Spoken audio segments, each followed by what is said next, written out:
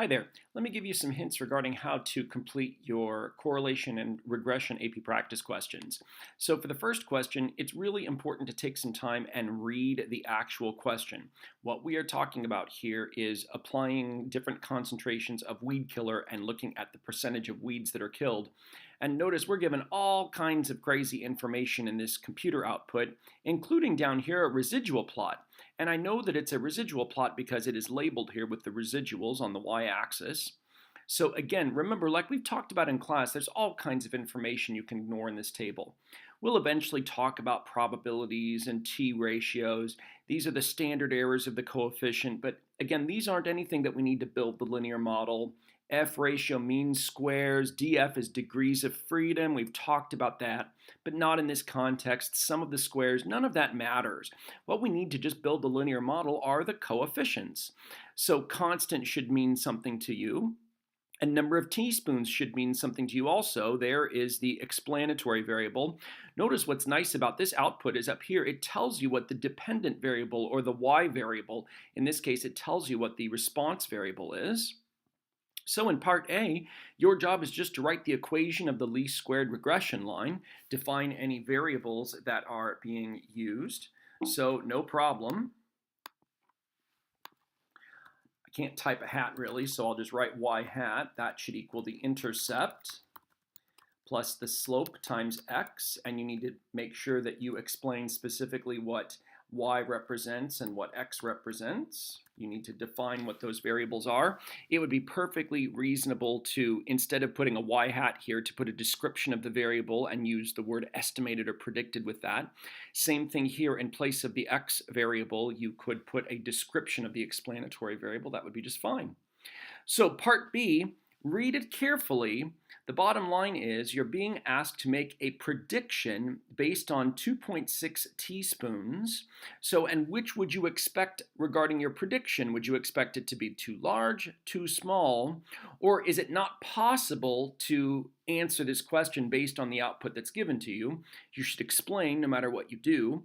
I will say it is possible. So the first thing you actually need to do is make your prediction. So in order to make this prediction, your prediction here,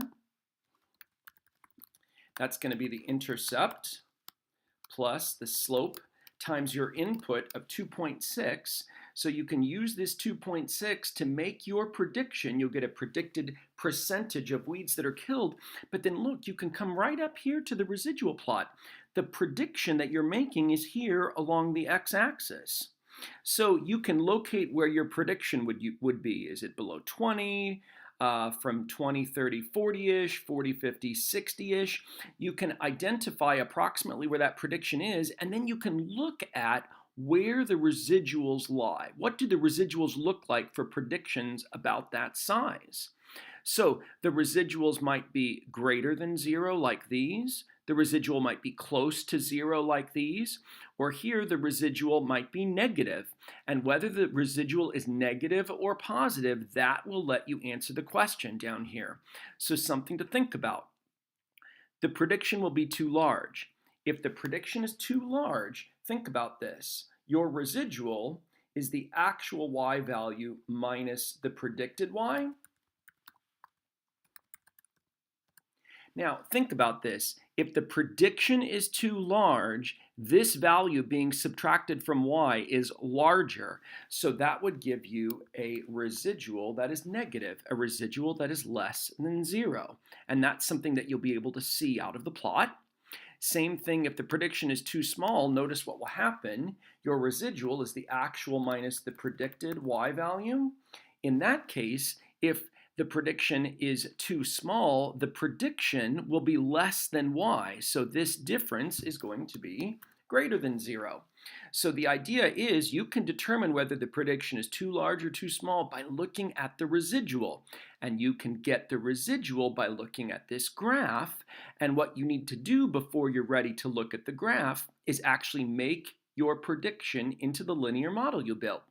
You'll take your prediction, you'll be able to locate that prediction on the x-axis, and then you'll be able to look in this plot to decide whether similar residuals would be positive or negative or close to 0, and that will let you answer part be? And your explanation can simply be based upon what you know about residuals. Residuals that are negative, those give you over predictions. Residuals that are positive give you under predictions. Hope this has been helpful.